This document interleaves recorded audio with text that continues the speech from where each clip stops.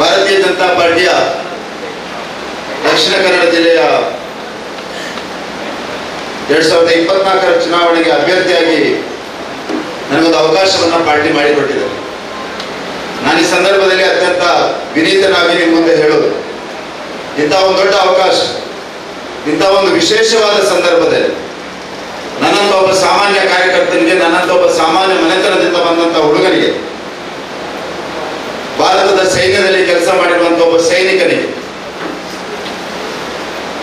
ಇಂಥ ಒಂದು ದೊಡ್ಡ ಅವಕಾಶ, ಇಂಥ ಒಂದು ದೊಡ್ಡ ಜವಾಬ್ದಾರಿ ಸಿಗಬೇಕಾದ್ರೆ ಖಂಡಿತವಾಗಿ ಇದು ನಾನು ಹೋದಲ್ಲಿ ಬರಲಿ ಹೇಳುದುಂಟು ಮತ್ತು ನಿರಂತರವಾಗಿ ನನ್ನ ಮನಸ್ಸಲ್ಲಿ ಇದನ್ನು ಇಟ್ಕೊಂಡು ಹೇಳ್ತಾ ಇರ್ತೇನೆ.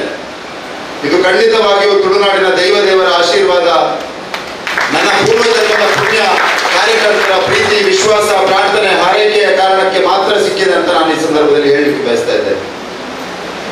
ಯಾಕಂದ್ರೆ ಇಷ್ಟೊಂದು ದೊಡ್ಡದ ಅವಕಾಶ, ಅದು ದಕ್ಷಿಣ ಕನ್ನಡ ಜಿಲ್ಲೆ ಅಂತ ಒಂದು ಸಂಘಟನಾತ್ಮಕ ಜಿಲ್ಲೆ, ದಕ್ಷಿಣ ಕನ್ನಡ ಜಿಲ್ಲೆ ಅಂತ ಒಂದು ಹಿಂದುತ್ವದ ಭದ್ರಕೋಟೆ, ದಕ್ಷಿಣ ಕನ್ನಡ ಜಿಲ್ಲೆ ಅಂತ ಒಂದು ಕಾರ್ಯಕರ್ತರ ಆಧಾರಿತವಾದಂತಹ ಜಿಲ್ಲೆ. ಬಂಧುಗಳೇ, ನಾನು ಅತ್ಯಂತ ವಿಶ್ವಾಸದಿಂದ ಹೇಳ್ತೇನೆ, ಈ ಜಿಲ್ಲೆ ಹಿಂದುತ್ವದ ಭದ್ರಕೋಟೆ ಮತ್ತು ಈ ಜಿಲ್ಲೆ ಹಿಂದುತ್ವದ ಭದ್ರಕೋಟೆಯಾಗಿ ಉಳಿಸಿ ಬೆಳೆಸುವಂತಹ ಒಂದು ಜವಾಬ್ದಾರಿ ನಮ್ಮಲ್ಲಿದೆ. ದಕ್ಷಿಣ ಕನ್ನಡ ಜಿಲ್ಲೆಯನ್ನ ಹಿಂದುತ್ವದ ಆಧಾರದಲ್ಲಿ ನಾವು ಕಟ್ಟಿ ಬೆಳೆಸಿದ್ದೇವೆ ಮತ್ತು ದಕ್ಷಿಣ ಕನ್ನಡ ಜಿಲ್ಲೆಯನ್ನ ಹಿಂದುತ್ವದ ಆಧಾರದಲ್ಲಿ ಕಟ್ಟಿ ಬೆಳೆಸಿ ದಕ್ಷಿಣ ಕನ್ನಡ ಜಿಲ್ಲೆಯನ್ನ ಹಿಂದುತ್ವದ ಆಧಾರದಲ್ಲಿ ಅಭಿವೃದ್ಧಿ ಮಾಡ್ತೇವೆ ಅನ್ನುವಂಥ ಸಂಕಲ್ಪವನ್ನು ಕೂಡ ಈ ಸಂದರ್ಭದಲ್ಲಿ ಮಾಡಲಿಕ್ಕೆ ಬಯಸ್ತೇವೆ. ಯಾರಿಗೆ ಯಾವ ಸಂಶಯವೂ ಬೇಡ, ದಕ್ಷಿಣ ಕನ್ನಡ ಜಿಲ್ಲೆ ನಿರಂತರವಾಗಿ ಸದಾ ಈ ತುಳುನಾಡಿನ ದೇವರ ಆಶೀರ್ವಾದದ ಕಾರಣಕ್ಕೆ ಮತ್ತು ತಮ್ಮೆಲ್ಲರ ಸಹಕಾರದೊಂದಿಗೆ ಹಿಂದುತ್ವದ ಭದ್ರಕೋಟೆಯಾಗಿ ಉಳಿಸಿ ಬೆಳೆಸುವಂತಹ ಒಂದು ದೊಡ್ಡ ಜವಾಬ್ದಾರಿ ನಮ್ಮ ಮೇಲಿದೆ ಅನ್ನುವಂಥದ್ದನ್ನ ಅತ್ಯಂತ ಜವಾಬ್ದಾರಿಯುತವಾಗಿ ಈ ಸಂದರ್ಭದಲ್ಲಿ ಹೇಳಲಿಕ್ಕೆ ಬಯಸ್ತಾ ಇದ್ದೇನೆ. ಬಂಧುಗಳೇ, ಇದೊಂದು ದೊಡ್ಡ ಅವಕಾಶ ನನಗೆ, ನನ್ನಂತ ಒಂದು ಯುವ ಕಾರ್ಯಕರ್ತನಿಗೆ, ನನಗಿಂತ ಹೆಚ್ಚು ಕೆಲಸ ಮಾಡಿರುವಂತಹ ತುಂಬಾ ಜನ ಇರುವಂತಹ ಸಂದರ್ಭದಲ್ಲಿ ನನ್ನಂತ ಒಬ್ಬ ಯುವಕನಿಗೆ ಇಂಥ ಒಂದು ದೊಡ್ಡ ಅವಕಾಶ ಕೊಟ್ಟಿರುವಂಥದ್ದು ನಮ್ಮ ಪಾರ್ಟಿ ಯುವ ನಾಯಕತ್ವದ ಮೇಲೆ ನಂಬಿಕೆ ಇಟ್ಟಿರುವ ಕಾರಣಕ್ಕೆ ಸಿಕ್ಕಿದೆ. ನಮ್ಮ ಪಾರ್ಟಿಯ ಮೇರು ನಾಯಕರಾದಂತಹ ನರೇಂದ್ರ ಮೋದಿ ಅವರು ಹೊಸ ಯುವಕರಿಗೆ ಅವಕಾಶ ಕೊಡಬೇಕು, ಹೊಸ ಯುವಕರನ್ನ ಪ್ರಜಾತಂತ್ರ ವ್ಯವಸ್ಥೆಯಲ್ಲಿ ತೊಡಗಿಸಿಕೊಳ್ಬೇಕು, ಹೊಸ ಯುವಕರನ್ನ ಈ ರಾಷ್ಟ್ರದ ಅಭ್ಯುದಯದಲ್ಲಿ, ಈ ರಾಷ್ಟ್ರದ ಅಭಿವೃದ್ಧಿಯಲ್ಲಿ ಪಾಲುದಾರರನ್ನಾಗಿ ಮಾಡಬೇಕು, ಯುವ ನಾಯಕತ್ವಕ್ಕೆ ಅವಕಾಶವನ್ನು ಕೊಡಬೇಕು ಅನ್ನೋ ಕಾರಣಕ್ಕೆ ಸಿಕ್ಕಿದೆ ಅಂತ ಈ ಸಂದರ್ಭದಲ್ಲಿ ಹೇಳಲಿಕ್ಕೆ ಬಯಸ್ತಾ ಇದ್ದೇನೆ. ಬಂಧುಗಳೇ, ಖಂಡಿತ ಇದು ಭಾರತೀಯ ಜನತಾ ಪಾರ್ಟಿಯಲ್ಲಿ ಮಾತ್ರ ಸಾಧ್ಯ, ಖಂಡಿತ ಇದು ನರೇಂದ್ರ ಮೋದಿ ಅವರ ನಾಯಕತ್ವದ ಭಾರತೀಯ ಜನತಾ ಪಾರ್ಟಿಯಲ್ಲಿ ಮಾತ್ರ ಸಾಧ್ಯ ಅನ್ನುವಂಥ ವಿಷಯವನ್ನು ಕೂಡ ಈ ಸಂದರ್ಭದಲ್ಲಿ ಹೇಳಲಿಕ್ಕೆ ಬಯಸ್ತಾ ಇದ್ದೇನೆ. ಇದು ಸಾಧಾರಣವಾದ ವಿಷಯ ಅಲ್ಲ. ಬೇರೆ ರಾಜಕೀಯ ಪಾರ್ಟಿಗಳಿಗೆ ಯೋಚನೆ ಮಾಡಲಿಕ್ಕೂ ಸಾಧ್ಯ ಇಲ್ಲ. ಬೇರೆ ರಾಜಕೀಯ ಪಾರ್ಟಿಯಲ್ಲಿ ಯಾರಾದರೂ ಒಬ್ಬ ಯುವಕನಿಗೆ ಅವಕಾಶ ಸಿಗಬೇಕಾದ್ರೆ ಅದು ಖಂಡಿತವಾಗಿ ಅವನ ತಂದೆ ರಾಜಕಾರಣದಲ್ಲಿ ಇರಬೇಕು, ಇಲ್ಲ ಅವನ ಹತ್ರ ಒಂದು 100 ಕೋಟಿ ಕಡಿಮೆಯಾಗಿ 100 ಕೋಟಿ ಇರಬೇಕು, ಇಲ್ಲ ಅಂದ್ರೆ ಅವನಿಗೆ ಸಿಗ್ಲಿಕ್ಕೆ ಸಾಧ್ಯ ಇಲ್ಲ.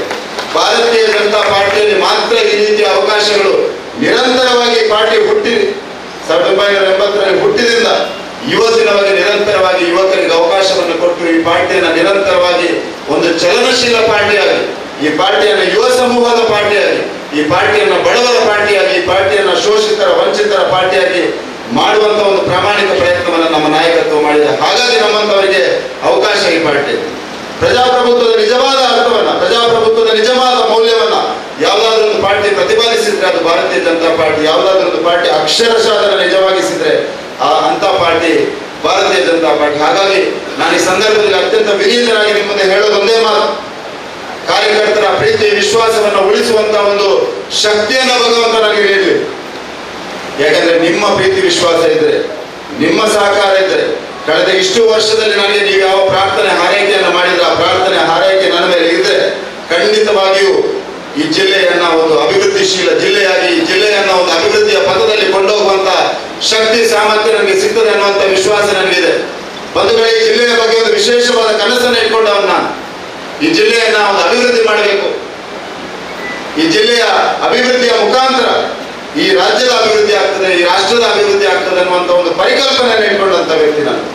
ದಕ್ಷಿಣ ಕನ್ನಡ ಜಿಲ್ಲೆಯ ಅಭಿವೃದ್ಧಿ ಅದು ಕೇವಲ ನಮ್ಮ ಸ್ವಾರ್ಥಕ್ಕೋಸ್ಕರ ಅಲ್ಲ ಅನ್ನುವಂಥದ್ದನ್ನ ಅತ್ಯಂತ ವಿಶ್ವಾಸಭರಿತನಾಗಿ ನಂಬಿಕೊಂಡಂತ ವ್ಯಕ್ತಿ ನಾನು.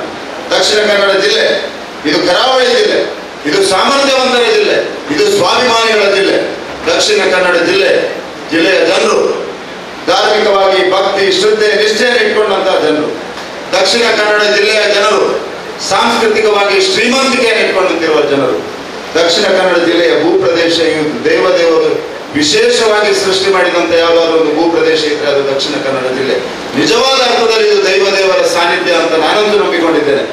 ಈ ಜಿಲ್ಲೆಯ ಜನರು ಶೈಕ್ಷಣಿಕವಾಗಿ ಭಾರಿ ಮುಂದುವರಿದಂತ ಜನರು.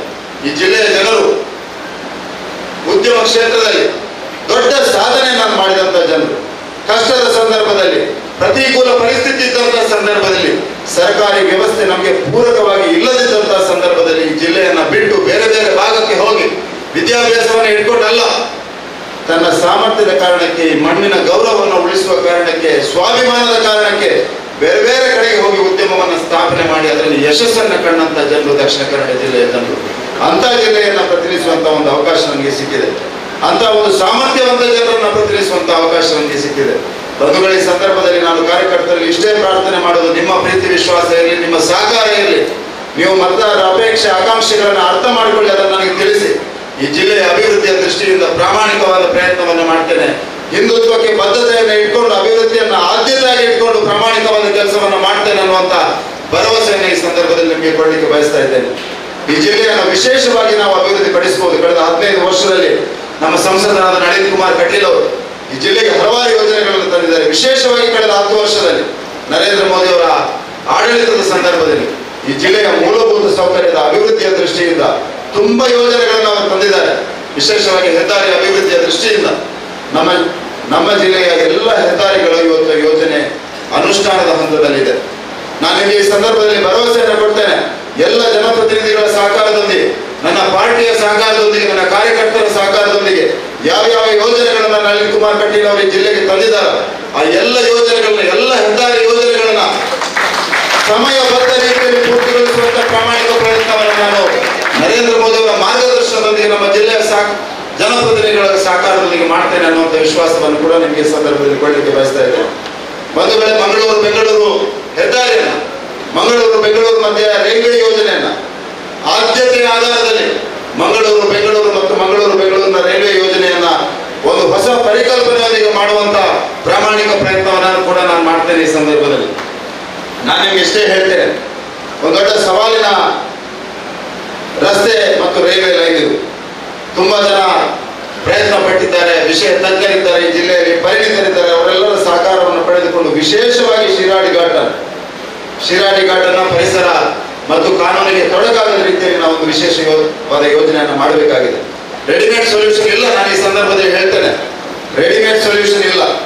ಆದ್ರೆ ಆದ್ಯತೆಯ ಮೂಲಕ ಮಂಗಳೂರು ಮತ್ತು ಬೆಂಗಳೂರಿನ ಈ ಹೆದ್ದಾರಿ ಮತ್ತು ಮಂಗಳೂರು ಮತ್ತು ಬೆಂಗಳೂರಿನ ಮಧ್ಯೆ ಒಂದು ರೈಲ್ವೆ ಲೈನ್, ಸರಕು ಮತ್ತು ಜನರನ್ನ ಅತ್ಯಂತ ಕಡಿಮೆ ಅವಧಿಯಲ್ಲಿ ಮಂಗಳೂರು ಮತ್ತು ಬೆಂಗಳೂರಿನ ಮಧ್ಯೆ ಮುಟ್ಟಿಸುವಂತ ಕೆಲಸವನ್ನು ನಾವು ಮಾಡಬೇಕಾಗಿದೆ. ಇದನ್ನು ಆದ್ಯತೆ ಪೂರ್ವಕವಾಗಿ ಪ್ರಾಜೆಕ್ಟ್ ಆಫ್ ನ್ಯಾಷನಲ್ ಇಂಪಾರ್ಟೆನ್ಸ್ ಅಂತ ತೆಗೆದುಕೊಂಡು ಮಂಗಳೂರು ಮತ್ತು ಬೆಂಗಳೂರಿನ ಮಧ್ಯೆ ಒಂದು ಸ್ಟ್ರಾಟಜಿಕ್ ಇಂಪಾರ್ಟೆನ್ಸ್ ಅನ್ನ ಅದಕ್ಕೆ ಹಾಕಿ ಆ ಪ್ರಾಜೆಕ್ಟ್ ಅನ್ನ ಪೂರ್ತಿಗೊಳಿಸುವಂತ, ಆ ಪ್ರಾಜೆಕ್ಟ್ ನ ಯೋಜನೆಯನ್ನು ಮಾಡುವಂತ ಒಂದು ಕೆಲಸವನ್ನು ಕೂಡ ನಾವು ಮಾಡಬೇಕಾಗಿದೆ. ನಾನು ಖಂಡಿತ ನಿಮಗೆ ಇಷ್ಟು ಮಾತ್ರ ವಿಶ್ವಾಸವನ್ನು ಕೊಡ್ತೇನೆ, ಮಂಗಳೂರು ಬೆಂಗಳೂರು ಪ್ರಾಜೆಕ್ಟ್ ಅನ್ನ ಕೇವಲ ಮಂಗಳೂರಿನವರ ಸ್ವಾರ್ಥಕ್ಕೋಸ್ಕರ ಅಥವಾ ಮಂಗಳೂರಿನವರು ಬೆಂಗಳೂರಿಗೆ ಹೋಗಬೇಕು, ಬೆಂಗಳೂರಿನಿಂದ ಮಂಗಳೂರಿಗೆ ಬರಬೇಕು ಅನ್ನುವಂಥ ದೃಷ್ಟಿಯಿಂದ ಮಾತ್ರ ಅಲ್ಲ. ಮಂಗಳೂರು ಒಂದು ದೊಡ್ಡ ಬಂದರು ನಗರಿ. ಈ ನಗರವನ್ನ, ಮಂಗಳೂರಿನ ಕರಾವಳಿಯನ್ನು ನಾವು ಪೂರ್ತಿಯಾಗಿ ಮಾನಿಟೈಸ್ ಮಾಡಿದ್ರೆ, ಉಪಯೋಗಿಸಿದ್ರೆ ಅದು ಕರ್ನಾಟಕದ ಆರ್ಥಿಕ ಶಕ್ತಿಯಾಗಿ ಬೆಳೆಯಬಲ್ಲದು ಅನ್ನುವಂಥದ್ದನ್ನ ಬೆಂಗಳೂರಿನಲ್ಲಿ ಕೂತ್ಕೊಂಡಿರುವ ಎಲ್ಲ ರಾಜಕಾರಣಿಗಳಿಗೆ ಮತ್ತು ಅಧಿಕಾರಿಗಳಿಗೆ, ಅದೇ ರೀತಿ ದೆಹಲಿಯಲ್ಲಿ ಕೂತ್ಕೊಂಡಿರುವವರಿಗೆ ಕೂಡ ನಾವು ಆದ್ಯತೆ ಪೂರ್ವಕವಾಗಿ ಮತ್ತು ಆಗ್ರಹ ಪೂರ್ವಕವಾಗಿ ಈ ಯೋಜನೆಯನ್ನು ಒಂದು ಸೈಂಟಿಫಿಕ್ ಆಗಿ ರೂಪಿಸಿ ಅದರ ಅನುಷ್ಠಾನದ ದೃಷ್ಟಿಯಿಂದ ಕೆಲಸವನ್ನ ಮಾಡ್ತೇನೆ ಅನ್ನುವಂಥ ಭರವಸೆಯನ್ನು ಕೂಡ ಈ ಸಂದರ್ಭದಲ್ಲಿ ನಿಮಗೆ ಹೇಳ್ತೇನೆ. ಬಂಧುಗಳೇ, ಮಂಗಳೂರು ಬೆಂಗಳೂರು ಮಧ್ಯೆ ಈ ರಸ್ತೆ ಮತ್ತು ರೈಲ್ವೆ ಲೈನ್ ಅಭಿವೃದ್ಧಿ ಆದರೆ ಖಂಡಿತವಾಗಿಯೂ ಮಂಗಳೂರಿನ ಅಭಿವೃದ್ಧಿ ಆಗ್ತದೆ ಅನ್ನುವಂಥದ್ದು ನನ್ನ ಯೋಚನೆ ಮತ್ತು ಪರಿಕಲ್ಪನೆ. ಖಂಡಿತವಾಗಿಯೂ ಆಗ್ತದೆ. ಹಾಗಾಗಿ ಇದನ್ನು ಮೊದಲ ಆದ್ಯತೆಯಾಗಿ ಈ ಕೆಲಸವನ್ನ ತೆಗೆದುಕೊಳ್ತೇನೆ ಅನ್ನುವಂಥ ವಿಷಯವನ್ನು ಈ ಸಂದರ್ಭದಲ್ಲಿ ನಿಮಗೆ ಹೇಳಲಿಕ್ಕೆ ಬಯಸ್ತಾ ಇದ್ದೇನೆ. ಬಂಧುಗಳೇ, ಹಲವಾರು ರೀತಿಯಲ್ಲಿ ಮಂಗಳೂರನ್ನು ಅಭಿವೃದ್ಧಿ ಪಡಿಸಬಹುದು. ದಕ್ಷಿಣ ಕನ್ನಡ ಜಿಲ್ಲೆಯನ್ನು ಒಂದು ವಿಕಸಿತ ದಕ್ಷಿಣ ಕನ್ನಡವಾಗಿ, ದಕ್ಷಿಣ ಕನ್ನಡ ಜಿಲ್ಲೆಯನ್ನು ಒಂದು ಅಭಿವೃದ್ಧಿಶೀಲ ದಕ್ಷಿಣ ಕನ್ನಡ ಆಗಿ, ದಕ್ಷಿಣ ಕನ್ನಡದ ಮುಖಾಂತರ ಕರ್ನಾಟಕದ ಅಭಿವೃದ್ಧಿಯನ್ನು ಮಾಡಬಹುದು. ದಕ್ಷಿಣ ಕನ್ನಡದ ಅಭಿವೃದ್ಧಿಯ ಮುಖಾಂತರ ಇಡೀ ರಾಷ್ಟ್ರದ ಅಭಿವೃದ್ಧಿಯನ್ನು ಮಾಡಬಹುದು. ದಕ್ಷಿಣ ಕನ್ನಡದ ಈ ಭೂಪ್ರದೇಶವನ್ನು ಭಾರತದ ಅಭಿವೃದ್ಧಿಗೋಸ್ಕರ ಬಳಸುವಲ್ಲಿ ದಕ್ಷಿಣ ಕನ್ನಡ ಜಿಲ್ಲೆಯ ಸಾಮರ್ಥ್ಯವಂತ ಜನರು ಯಾರಿದ್ದಾರೆ ಅವರನ್ನು ವಿಕಸಿತ ಭಾರತದ ನಿರ್ಮಾಣಕ್ಕಾಗಿ ತೊಡಗಿಸಿಕೊಳ್ಳುವಲ್ಲಿ ಒಂದು ವ್ಯವಸ್ಥೆಯನ್ನ, ವೇದಿಕೆಯನ್ನ ನಿರ್ಮಾಣ ಮಾಡುವಂತ ಪ್ರಾಮಾಣಿಕ ಪ್ರಯತ್ನವನ್ನು ಕೂಡ ಮಾಡುವ ನಾವೆಲ್ಲ ಒಟ್ಟಾಗಿ ಸೇರಿ ಮಾಡುವಂತ ಕೂಡ ಈ ಸಂದರ್ಭದಲ್ಲಿ ಹೇಳಲಿಕ್ಕೆ ಬಯಸ್ತಾ ಇದ್ದೇನೆ. ಪ್ರವಾಸೋದ್ಯಮ ದೃಷ್ಟಿಯಿಂದ ದಕ್ಷಿಣ ಕನ್ನಡದಲ್ಲಿ ವಿಪುಲ ಅವಕಾಶಗಳಿವೆ. ಅದು ಟೆಂಪಲ್ ಟೂರಿಸಂ ಇರ್ಬೋದು, ಇಕೋ ಟೂರಿಸಂ ಇರ್ಬೋದು. ವಿಶೇಷವಾಗಿ ದಕ್ಷಿಣ ಕನ್ನಡ ಜಿಲ್ಲೆಯ ದೇವಸ್ಥಾನಗಳು ತಾವೆಲ್ಲ ದೇಶದ ಬೇರೆ ಬೇರೆ ಭಾಗವನ್ನು ಸುತ್ತಿ ಬಂದಿರಬಹುದು. ನಾನು ಸೈನ್ಯದಲ್ಲಿ ಇದ್ದಂತಹ ಸಂದರ್ಭದಲ್ಲಿ ದೇಶದ ಬೇರೆ ಬೇರೆ ಭಾಗವನ್ನು ನೋಡುವಂತ ಅವಕಾಶ ನನಗೆ ಸಿಕ್ಕಿದೆ. ಪ್ರಾಯಶಃ ದಕ್ಷಿಣ ಕನ್ನಡ ಜಿಲ್ಲೆಯಲ್ಲಿ ಇರುವಂತಹ ದೇವಸ್ಥಾನದ ರೀತಿಯಲ್ಲಿ ಅನುಷ್ಠಾನ, ದಕ್ಷಿಣ ಕನ್ನಡದಲ್ಲಿರುವಂತಹ ದೇವಸ್ಥಾನಗಳ ಸ್ವಚ್ಛತೆ, ದಕ್ಷಿಣ ಕನ್ನಡದ ಜಿಲ್ಲೆಯ ಜನರ ದೇವಸ್ಥಾನಕ್ಕೆ ಕೊಡುವಂತಹ ಗೌರವ ಪ್ರಾಯಶಃ ಭಾರತದ ಎಲ್ಲಿಯೂ ಇಲ್ಲ ಅನ್ನುವಂಥದ್ದನ್ನು ಅತ್ಯಂತ ವಿಶ್ವಾಸದಲ್ಲಿ ಹೇಳಬಲ್ಲೆ. ಈ ದೇವಸ್ಥಾನಗಳನ್ನು ನಡೆಸುವ ರೀತಿಯನ್ನ, ಈ ದೇವಸ್ಥಾನದ ಸಾನ್ನಿಧ್ಯವನ್ನ ಈ ವಿಶ್ವಕ್ಕೆ ತೋರಿಸಿಕೊಡುವಂತ ಅವಶ್ಯಕತೆ ಇದೆ. ಅದಕ್ಕಾಗಿ ನಾವು ಬ್ರ್ಯಾಂಡ್ ಅಂಬಾಸಿಡರ್ಗಳಾಗಿ ಕೆಲಸವನ್ನು ಮಾಡುವಂತ ಅವಶ್ಯಕತೆ ಇದೆ. ನಾವೆಲ್ಲರೂ ಮಾಡಬೇಕಾದ ಅವಶ್ಯಕತೆ ಇದೆ. ಮಂಗಳೂರನ್ನು ಬಿಟ್ಟು ಬೇರೆ ಭಾಗದಲ್ಲಿರುವಂತಹ ಮಂಗಳೂರಿನ ಜನರು ದಕ್ಷಿಣ ಕನ್ನಡ ಜಿಲ್ಲೆಯ ಬ್ರ್ಯಾಂಡ್ ಅಂಬಾಸಿಡರ್ಗಳಾಗಿ ಅವರನ್ನ ಹೇಗೆ ತೊಡಗಿಸಿಕೊಳ್ಳುವುದು ಅನ್ನುವಂಥ ಯೋಚನೆಯನ್ನು ಕೂಡ ನಾವು ಈ ಸಂದರ್ಭದಲ್ಲಿ ಮಾಡಬೇಕಾದ ಅವಶ್ಯಕತೆ ಇದೆ ಅಂತ ನಾನು ಈ ಸಂದರ್ಭದಲ್ಲಿ ಕಾರ್ಯಕರ್ತರಿಗೆ ಹೇಳಲಿಕ್ಕೆ ಬಯಸ್ತಾ ಇದ್ದೇನೆ. ಈ ದೃಷ್ಟಿಯಲ್ಲಿ ಒಂದು ಸಮಗ್ರವಾದ ಯೋಜನೆಯನ್ನು ಮಾಡಿ ಕೇಂದ್ರ ಸರ್ಕಾರದ ಸನ್ಮಾನ್ಯ ಪ್ರಧಾನಮಂತ್ರಿ ಅವರು ಹೇಗೆ ವಿಕಾಸ್ ಬಿ ವಿರಾಸತ್ ಬಿ ಅಂತ ಹೇಳ್ತಾರೆ, ಅದೇ ರೀತಿಯಲ್ಲಿ ದಕ್ಷಿಣ ಕನ್ನಡದ ವಿಕಾಸವೂ ಆಗ್ತದೆ. ವಿರಾಸತ್ನವನ್ನು ಉಳಿಸಿಕೊಂಡು, ಹಿಂದುತ್ವವನ್ನು ಉಳಿಸಿಕೊಂಡು ಈ ಜಿಲ್ಲೆಯ ಅಭಿವೃದ್ಧಿಯನ್ನು ಮಾಡಲಿಕ್ಕೆ ನಾನು ಕಟಿಬದ್ಧನಾಗಿದ್ದೇನೆ. ತಮ್ಮ ಸಹಕಾರ ಬೇಕು. ಜನಪ್ರತಿನಿಧಿಗಳನ್ನು ಒಟ್ಟುಗೂಡಿಸಿ ಎಲ್ಲರನ್ನ ಒಟ್ಟಾಗಿ ಕೊಂಡೋಗಿ ಈ ಜಿಲ್ಲೆಯ ವಿಕಾಸವನ್ನು ಮಾಡುವ, ವಿರಾಸತ್ತನ್ನು ಉಳಿಸಿಕೊಳ್ಳುವ ಕೆಲಸವನ್ನು ಮಾಡುವಂತ ಈ ಸಂದರ್ಭದಲ್ಲಿ ಹೇಳಲಿಕ್ಕೆ ಬಯಸ್ತಾ ಇದ್ದೇನೆ. ಒಂದು ದೊಡ್ಡ ಕರಾವಳಿ ಇದೆ, ನಮಗೆ ಬೀಚ್ ಇದೆ. ಅದನ್ನು ಅಭಿವೃದ್ಧಿ ಪಡಿಸುವಂತ ದೃಷ್ಟಿಯಿಂದ ವಿಶೇಷವಾಗಿ ಸಸಿಹಿತ್ಲು ಬೀಚ್ ನ ಬಗ್ಗೆ ನನಗೊಂದು ವಿಶೇಷ ಕನಸಿದೆ. ಅದರ ಬಗ್ಗೆ ಸೈನ್ಯದಲ್ಲಿ ಕೆಲಸ ಮಾಡಿರುವ ಕಾರಣಕ್ಕೂ ಗೊತ್ತಿಲ್ಲ. ಅಡ್ವೆಂಚರ್ ಸ್ಪೋರ್ಟ್ಸ್ಗೆ ಪ್ರಾಯಶಃ ಇಡೀ ಭಾರತದಲ್ಲಿ ಅಷ್ಟೊಂದು ಒಳ್ಳೆಯ ಬೀಚ್ ಇಲ್ಲ ಅಂತ ಹೇಳ್ತಾರೆ. ಸಸಿಹಿತ್ಲು ಬೀಚ್ ನಲ್ಲಿ ಅಡ್ವೆಂಚರ್ ಸ್ಪೋರ್ಟ್ಸ್ ಅನ್ನ ಇಡೀ ವಿಶ್ವದಲ್ಲೇ ಕೆಲವು ಜಾಗಗಳಲ್ಲಿ ಅಡ್ವೆಂಚರ್ ಸ್ಪೋರ್ಟ್ಸ್ ಅನ್ನು ಮಾಡಬಲ್ಲದಾದ್ರೆ ಅದರಲ್ಲಿ ಒಂದು ಬೀಚ್ ಸಸಿಹಿತ್ಲು ಬೀಚ್.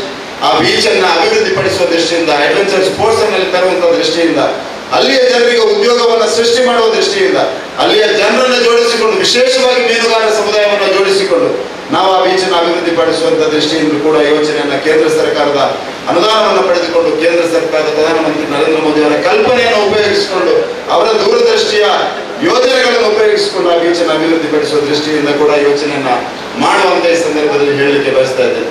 ಬಂಧುಗಳೇ, ನರೇಂದ್ರ ಮೋದಿ ಅವರು ಗುಜರಾತ್ನ ಪ್ರಧಾನಮಂತ್ರಿ ಆದಂತಹ ಸಂದರ್ಭದಲ್ಲಿ 2001 ನಾವು ಒಂದ್ಸಲ ಯೋಚನೆಯನ್ನು ಮಾಡಬೇಕು. ಆ ಸಂದರ್ಭದಲ್ಲಿ ಗುಜರಾತ್ ಒಂದು ಟ್ರೇಡಿಂಗ್ ಹಬ್ ಆಗಿರ್ಲಿಲ್ಲ. ಗುಜರಾತ್ ಒಂದು ಬಂದರುಗಳು ಕಡಿಮೆ ಇತ್ತು. ಅಲ್ಲಿ ನರೇಂದ್ರ ಮೋದಿ ಅವರು 2004ರಲ್ಲಿ ವೈಬ್ರೆಂಟ್ ಗುಜರಾತ್ ಅನ್ನುವಂತ ಒಂದು ಸಮಿಟ್ ಅನ್ನು ಮಾಡಿದ್ರು. ಇವತ್ತು 20 ವರ್ಷ ಆಗಿದೆ. ಗುಜರಾತ್ ನಲ್ಲಿ ಒಂದು ಅಮೂಲಾಗ್ರ ಬದಲಾವಣೆ ಆಗಿದೆ. 5 ಹೊಸ ಪೋರ್ಟ್ಗಳು ಬಂದು ಇವತ್ತು ಇಡೀ ವಿಶ್ವದ ಅತ್ಯಂತ ದೊಡ್ಡ ಟ್ರೇಡಿಂಗ್ ಹಬ್ ಯಾವುದಾದ್ರೆ ಅದು ಗುಜರಾತ್. ವಿಶ್ವದ ಅತ್ಯಂತ ದೊಡ್ಡ ಉತ್ಪಾದನಾ ವಲಯಲ್ಲಿದ್ರೆ ಅದು ಗುಜರಾತ್. ವಿಶ್ವದಲ್ಲಿ ಅತ್ಯಂತ ಸರಕು ಸಾಗಣೆ ಎಲ್ಲಿಯಾದ್ರೂ ಆಗ್ತಾ ಇದ್ರೆ ಅದು ಗುಜರಾತ್ನ ಮುಂದ್ರಾ ಪೋರ್ಟ್ ಇಂದ ಆಗ್ತಾ ಇದೆ. ಹಾಗಾಗಿ ಆ ದೃಷ್ಟಿಯಿಂದಲೂ ಮಂಗಳೂರಿನ ಬಂದರನ್ನ ಅದರ ವ್ಯಾಪ್ತಿಯೊಳಗೆ, ನಮ್ಮ ಇತಿಮಿತಿಯೊಳಗೆ ಮಂಗಳೂರು ಬಂದರನ್ನ ಎಲ್ಲಿಗೂ ಅಲ್ಲದಿದ್ರೆ ಕರ್ನಾಟಕಕ್ಕೊಂದು ಮುಖ್ಯ ಬಂದರನ್ನಾಗಿ ಮಾಡುವಂತ ದೃಷ್ಟಿಯಿಂದ ನಾವು ಯೋಚನೆಯನ್ನು ಮಾಡಬೇಕು. ಅದಕ್ಕೆ ಮಂಗಳೂರು ಬೆಂಗಳೂರು ಹೆದ್ದಾರಿ, ಮಂಗಳೂರು ಬೆಂಗಳೂರು ರೈಲ್ ಲೈನ್ ಪೂರಕವಾಗಿ ಆಗ್ತದೆ ಅನ್ನುವಂಥ ವಿಶ್ವಾಸ ನನಗಿದೆ. ಹಾಗಾಗಿ ಈ ದಿಸೆಯಿಂದಲೂ ಕೂಡ ನಾವು ಯೋಚನೆಯನ್ನು ಮಾಡಬೇಕು ಅನ್ನುವಂಥ ನನ್ನ ಆಲೋಚನೆಗಳಿದೆ, ನನ್ನ ಕಲ್ಪನೆಗಳಿದೆ, ನನ್ನ ಕನಸುಗಳಿದೆ. ಆ ಕನಸುಗಳಿಗೆ ತಾವು ಶಕ್ತಿ ತುಂಬಬೇಕನ್ನುವಂಥ ತಮ್ಮಲ್ಲಿ ವಿನಂತಿಯನ್ನ ಮಾಡ್ತಾ ಇದ್ದೇವೆ. ಬಂಧುಗಳೇ, ಈ ಜಿಲ್ಲೆಯಲ್ಲಿ ಸ್ಕಿಲ್ಡ್ ಮ್ಯಾನ್ ಪವರ್ ಇದೆ. ಈ ಜಿಲ್ಲೆಯ ಜನರು ವಿದ್ಯಾವಂತರು, ಈ ಜಿಲ್ಲೆಯ ಜನರು ಕುಶಲಕರ್ಮಿಗಳು. ತಾವು ಅದಕ್ಕೆ ಗೊತ್ತಿದೆ. ನಮ್ಮ ಜಿಲ್ಲೆಯ ಒಬ್ಬ ವ್ಯಕ್ತಿಯನ್ನು ಉದ್ಯೋಗಕ್ಕೆ ಸೇರಿಸಿದೆ. ಅವನು ಉಳಿದವರು 8 ಗಂಟೆಯಲ್ಲಿ ಮಾಡುವ ಕೆಲಸವನ್ನು 4 ಗಂಟೆಯಲ್ಲಿ ಮಾಡ್ತಾರೆ. ಇದು ಗೊತ್ತಿದೆ ನಮಗೆ. We are smart working people, we are not just hard working people. ಇದನ್ನು ನಮಗೆಲ್ಲರಿಗೂ ಗೊತ್ತಿದೆ. ಆ ಸ್ಮಾರ್ಟ್ ವರ್ಕ್ ಅನ್ನ ಹೇಗೆ ಉಪಯೋಗಿಸುವ ಅನ್ನುವಂಥದ್ದು ಕೂಡ ಅದರ ದೃಷ್ಟಿಯಲ್ಲಿ ಕೂಡ ಯೋಚನೆಯನ್ನ ಮಾಡಬೇಕು ಅನ್ನುವಂಥ ಕನಸು ನನಗಿದೆ. ಈ ಜಿಲ್ಲೆಯಲ್ಲಿ ಕೇವಲ ಮಂಗಳೂರಿನ ಅಭಿವೃದ್ಧಿ ಅಲ್ಲ, ತಾಲೂಕು ಕೇಂದ್ರಗಳಲ್ಲಿ ಹೇಗೆ ಸಣ್ಣ ಸಣ್ಣ ಉತ್ಪಾದನಾ ವಲಯಗಳನ್ನು ನಿರ್ಮಾಣ ಮಾಡುವುದು ಅನ್ನುವಂಥ ದೃಷ್ಟಿಯಲ್ಲಿ ಕೂಡ ನಾವು ಯೋಚನೆಯನ್ನು ಮಾಡಬೇಕು ಅನ್ನುವಂಥ ಒಂದು ಆಸೆ ಇದೆ, ಆಕಾಂಕ್ಷೆ ಇದೆ. ಅದಕ್ಕೆ ನರೇಂದ್ರ ಮೋದಿ ಅವರ ಮಾರ್ಗದರ್ಶನ ಇದೆ, ನರೇಂದ್ರ ಮೋದಿ ಅವರ ಶಕ್ತಿ ಇದೆ, ಅವರ ಕನಸಿದೆ. ಅದನ್ನ ಸಾಕಾರಗೊಳಿಸುವಂತ ಪ್ರಯತ್ನವನ್ನು ಕೂಡ ಮಾಡೋಣ ಅಂತ ಈ ಸಂದರ್ಭದಲ್ಲಿ ಹೇಳ್ತಾರೆ. ವಿಶೇಷವಾಗಿ ಮಹಿಳೆಯರ ಸ್ವಾವಲಂಬನೆ ದೃಷ್ಟಿಯಿಂದ ಅವರನ್ನು ಜೋಡಿಸಿಕೊಳ್ಳುವಂತ ಕೆಲಸವನ್ನು ಮಾಡಬೇಕು. ನಮ್ಮ ದಕ್ಷಿಣ ಕನ್ನಡ ಜಿಲ್ಲೆಯ ಮಹಿಳಾ ಶಕ್ತಿ ಅದು ಪ್ರಾಯಶಃ ಬೇರೆ ಎಲ್ಲಿಯೂ ಇಲ್ಲ. ದಕ್ಷಿಣ ಕನ್ನಡ ಜಿಲ್ಲೆಯ ಮಹಿಳೆಯರು ಒಂದು ಸ್ವಾವಲಂಬಿ ಮನೆಯನ್ನ ನಿರ್ಮಾಣ ಮಾಡಿದ್ರೆ ಅದು ದಕ್ಷಿಣ ಕನ್ನಡ ಜಿಲ್ಲೆಯ ಮಹಿಳೆಯರಿಗೆ ಆ ಶಕ್ತಿ ಇದೆ. ಅವರನ್ನ ಹೇಗೆ ಜೋಡಿಸಿಕೊಳ್ಬಹುದು ಅನ್ನುವಂಥ ದೃಷ್ಟಿಯಿಂದ ಕೂಡ ಮಹಿಳೆಯರ ಸ್ವಾವಲಂಬನೆಯ ದೃಷ್ಟಿಯಿಂದ ಒಂದು ಪ್ರಾಮಾಣಿಕ ಪ್ರಯತ್ನವನ್ನ, ಪ್ರಾಮಾಣಿಕ ಯೋಚನೆಯನ್ನ ಮಾಡಬೇಕು ಅನ್ನುವಂಥ ಕನಸು ಕೂಡ ಇದೆ. ಹಾಗಾಗಿ ಒಟ್ಟಾಗಿ ನರೇಂದ್ರ ಮೋದಿ ಅವರ ಪರಿಕಲ್ಪನೆ ವಿಕಸಿತ ಭಾರತ 2047ಕ್ಕೆ ಸಂಕಲ್ಪವನ್ನು ಇಟ್ಟಿದ್ದಾರೆ. ಮುಂದಿನ 25 ವರ್ಷಗಳ ಕಾಲ ಅದು ಭಾರತ ಅಮೃತ ಕಾಲ ಅಂತ ಹೇಳಿದ್ದಾರೆ. ಭಾರತ ಇವತ್ತು ವಿಶ್ವದ 5ನೇ ದೊಡ್ಡ ಆರ್ಥಿಕ ಶಕ್ತಿಯಾಗಿ 3ನೇ ದೊಡ್ಡ ಆರ್ಥಿಕ ಶಕ್ತಿಯ ಕಡೆಗೆ ದಾಪುಗಾಲು ಹಾಕ್ತಾ ಇದೆ. ಆ ಎಲ್ಲ ಪೂರಕ ಪರಿಸ್ಥಿತಿಯನ್ನ ದಕ್ಷಿಣ ಕನ್ನಡದ ಅಭಿವೃದ್ಧಿಯ ದೃಷ್ಟಿಯಿಂದ ಜೋಡಿಸಿಕೊಂಡು ದಕ್ಷಿಣ ಕನ್ನಡದ ಅಭಿವೃದ್ಧಿಗೆ ಪ್ರಾಮಾಣಿಕವಾದ ಪ್ರಯತ್ನವನ್ನ ಮಾಡ್ತೇನೆ ಅಂತ ಈ ಸಂದರ್ಭದಲ್ಲಿ ಭರವಸೆಯನ್ನು ಕೊಡ್ತಾ, ನರೇಂದ್ರ ಮೋದಿ ಅವರು ಹೇಳಿರುವಂತ ಒಂದು ಮಾತಿದೆ, ಈ ದೇಶದಲ್ಲಿ ಯಾವ್ದಾದ್ರು 4 ಜಾತಿಗಳಿದ್ರೆ ಅದು ಬಡವ, ರೈತ, ಮಹಿಳೆ ಮತ್ತು ಯುವಕರು ಅಂತ. ಇವರ ಸವಾಲುಗಳೊಂದೇ, ಇವರ ಅವಕಾಶಗಳೊಂದೇ. ನನ್ನ ಕನಸೇನೆಂದ್ರೆ ಈ 4 ವರ್ಗಗಳನ್ನ ಪ್ರಧಾನಮಂತ್ರಿ ನರೇಂದ್ರ ಮೋದಿ ಅವರ ಕಲ್ಪನೆ ಆಧಾರದಲ್ಲಿ ಈ ರಾಷ್ಟ್ರ ನಿರ್ಮಾಣ ಕಾರ್ಯದಲ್ಲಿ ಜೋಡಿಸಿಕೊಳ್ಳುವಂತ ಕೆಲಸವನ್ನ, ನರೇಂದ್ರ ಮೋದಿ ಅವರ ಯೋಜನೆಗಳನ್ನ ಈ 4 ವರ್ಗಕ್ಕೆ ಅತ್ಯಂತ ವ್ಯವಸ್ಥಿತವಾಗಿ ಅತ್ಯಂತ ಯೋಜನಾಬದ್ಧವಾಗಿ ತಲುಪಿಸುವಂತ ಕೆಲಸವನ್ನ ಮಾಡಿ ಈ ರಾಷ್ಟ್ರ ನಿರ್ಮಾಣದಲ್ಲಿ ಹಿಂದುತ್ವದ ಆಧಾರದಲ್ಲಿ ಈ ಕಟ್ಟ ಕಡೆಯ ಹಿಂದುವನ್ನ ಆರ್ಥಿಕವಾಗಿ ಸಾಮಾಜಿಕವಾಗಿ ಗಟ್ಟಿಗೊಳಿಸುವಂತ ಕೆಲಸವನ್ನು ಕೂಡ ನಾವು ಮಾಡಬೇಕಾದ ಅವಶ್ಯಕತೆ ಅನಿವಾರ್ಯತೆ ಎರಡೂ ಇದೆ ಅಂತ ಈ ಸಂದರ್ಭದಲ್ಲಿ ಹೇಳಲಿಕ್ಕೆ ಬಯಸ್ತಾ ಇದ್ದೇನೆ. ಬಂಧುಗಳೇ, ನರೇಂದ್ರ ಮೋದಿ ಅವರು ಕಳೆದ 10 ವರ್ಷದಲ್ಲಿ ಮಾಡಿದ ಸಾಧನೆಗಳನ್ನ ಹೇಳಲಿಕ್ಕೆ ಕೂತ್ಕೊಂಡ್ರೆ ಗಂಟೆಗಟ್ಟಲೆ ಹೋಗ್ಬೋದು, ದಿನಗಟ್ಟಲೆ ಹೋಗ್ಬೋದು. ನಾನು ಕೇವಲ ಅವರು ಆಡಳಿತ ವ್ಯವಸ್ಥೆಗೆ ಯಾವ ರೀತಿಯ ಬದಲಾವಣೆಯನ್ನು ತಂದಿದ್ದಾರೆ, ಈ ರಾಷ್ಟ್ರದ ಜನರು ಯೋಚನೆ ಮಾಡುವ ಶೈಲಿಯಲ್ಲಿ ಯಾವ ರೀತಿಯ ಬದಲಾವಣೆಯನ್ನು ತಂದಿದ್ದಾರೆ, ಈ ರಾಷ್ಟ್ರದ ಜನರ ಸ್ವಾಭಿಮಾನವನ್ನ ಯಾವ ರೀತಿ ಜಾಗೃತ ಮಾಡಿದ್ದಾರೆ, ಈ ಮಣ್ಣಿನ ಗೌರವವನ್ನು ಹೇಗೆ ವಿಶ್ವದೆಲ್ಲೆಡೆ ಪಸರಿಸಿದ್ದಾರೆ ಅನ್ನುವಂಥದ್ದಕ್ಕೆ ಕೇವಲ 1-2-3 ಉದಾಹರಣೆಗಳನ್ನು ಕೊಡಲಿಕ್ಕೆ ಬಯಸ್ತಾ ಇದ್ದೇನೆ. ಬಂಧುಗಳೇ, ನರೇಂದ್ರ ಮೋದಿ ಅವರು ಆಡಳಿತವನ್ನು ತೆಗೆದುಕೊಂಡಂತಹ ಸಂದರ್ಭದಲ್ಲಿ 2014ರ ಸಂದರ್ಭದಲ್ಲಿ ಇಡೀ ವಿಶ್ವದಲ್ಲಿ ದುರ್ಬಲ 5 ಆರ್ಥಿಕತೆಗಳಲ್ಲಿ ಯಾವುದಾದ್ರೂ ಒಂದು ಅಂತ ಹೇಳಿರೋದು ಭಾರತ ಅಂತ ಹೇಳ್ತಾರೆ. ಬಂಧುಗಳೇ, ಅಲ್ಲಿಂದ ಕೇವಲ 10 ವರ್ಷದಲ್ಲಿ ಒಳ್ಳೆಯ ಸಂದರ್ಭದಲ್ಲಿ ಅಲ್ಲ, ಕೊರೋನಾ ಬಂದಂತ ಸಂದರ್ಭದಲ್ಲಿ, ಪಾಕಿಸ್ತಾನ ಕಿರಿಕಿರಿ ಮಾಡ್ತಾ ಇದ್ದಂತ ಸಂದರ್ಭದಲ್ಲಿ, ಚೈನಾ ಕಣ್ಣು ದೊಡ್ಡದು ಮಾಡಿ ನೋಡ್ತಾ ಇರುವಂತಹ ಸಂದರ್ಭದಲ್ಲಿ, ವಿಶ್ವದಲ್ಲಿ ಸಮಸ್ಯೆ ಇದ್ದಂತ ಸಂದರ್ಭದಲ್ಲಿ, ಯುಕ್ರೇನ್ ರಷ್ಯಾ ಇರ್ಬೋದು, ವಿಶ್ವದ ತೈಲದಲ್ಲಿ ಸಮಸ್ಯೆ ಇರುವಂತಹ ಸಂದರ್ಭದಲ್ಲಿ ಭಾರತದ ಆರ್ಥಿಕತೆಯನ್ನ ಇವತ್ತು ತಂದು ವಿಶ್ವದ 5ನೇ ದೊಡ್ಡ ಆರ್ಥಿಕತೆಗೆ ತಂದು ನಿಲ್ಲಿಸಿದ್ರೆ ಆ ಮನುಷ್ಯನ ತಾಕತ್ತನ್ನ ನೀವು ಅರ್ಥ ಮಾಡ್ಕೊಳ್ಬೇಕು. ಅವರು ತಮ್ಮ ಮೇಲೆ ಇರುವ ವಿಶ್ವಾಸವನ್ನ ಅರ್ಥ ಮಾಡ್ಕೊಳ್ಬೇಕು. ಅವರು ಈ ರಾಷ್ಟ್ರದ ಶಕ್ತಿಯ ಮೇಲೆ ಇಟ್ಟಿರುವಂತಹ ವಿಶ್ವಾಸವನ್ನ ಅರ್ಥ ಮಾಡ್ಕೊಳ್ಬೇಕು. ಕಳೆದ 10 ವರ್ಷದಲ್ಲಿ ಆರ್ಥಿಕ ಶಿಸ್ತನ್ನ ಇಟ್ಕೊಂಡು ಯಾರನ್ನೂ ತುಷ್ಟೀಕರಣ ಮಾಡದೆ ಸಬ್ಕಾ ಸಾಥ್, ಸಬ್ಕಾ ವಿಶ್ವಾಸ, ಸಬ್ಕಾ ಪ್ರಯಾಸ ಅನ್ನುವಂತ ಪರಿಕಲ್ಪನೆಯಲ್ಲಿ ಎಲ್ಲರನ್ನ ಒಂದಾಗಿ ಒಟ್ಟಾಗಿ ಎಲ್ಲರ ವಿಶ್ವಾಸವನ್ನ ಪಡೆದುಕೊಂಡು ಎಲ್ಲರ ಶ್ರಮವನ್ನ ಈ ರಾಷ್ಟ್ರ ನಿರ್ಮಾಣದಲ್ಲಿ ತೊಡಗಿಸಿಕೊಂಡು ಇವತ್ತು ಭಾರತವನ್ನ 5ನೇ ದೊಡ್ಡ ಆರ್ಥಿಕ ಶಕ್ತಿಗೆ ತಂದು ನಿಲ್ಲಿಸುವಂತ ಒಂದು ಸಾಮರ್ಥ್ಯವನ್ನು ತೋರಿಸಿಕೊಟ್ಟಂತ ಪ್ರಧಾನಮಂತ್ರಿ ಇದ್ರೆ ಅದು ನರೇಂದ್ರ ಮೋದಿ ಅವರ ಪರಿಕಲ್ಪನೆ. ಮುಂದಿನ 25 ವರ್ಷದ ಒಳಗೆ ಭಾರತ ವಿಶ್ವದಲ್ಲಿ 3ನೇ ದೊಡ್ಡ ಆರ್ಥಿಕ ಶಕ್ತಿ ಆಗ್ತದೆ ಅನ್ನುವಂಥ ವಿಶ್ವಾಸ ಅವರಿಗಿದೆ. ನನಗೆ ಖಂಡಿತವಾಗಿಯೂ ವಿಶ್ವಾಸ ಇದೆ. ಭಾರತ ಇನ್ನು ಹಿಂದೆ ನೋಡ್ಲಿಕ್ಕಿಲ್ಲ. ಮುಂದಿನ 25 ವರ್ಷಗಳ ಕಾಲ ಅದು ಭಾರತದ ಕಾಲ ಆಗಲಿಕ್ಕಿದೆ. ಹಾಗಾಗಿ 2024ರ ಚುನಾವಣೆ ಒಂದು ವಿಶೇಷವಾದ ಚುನಾವಣೆ.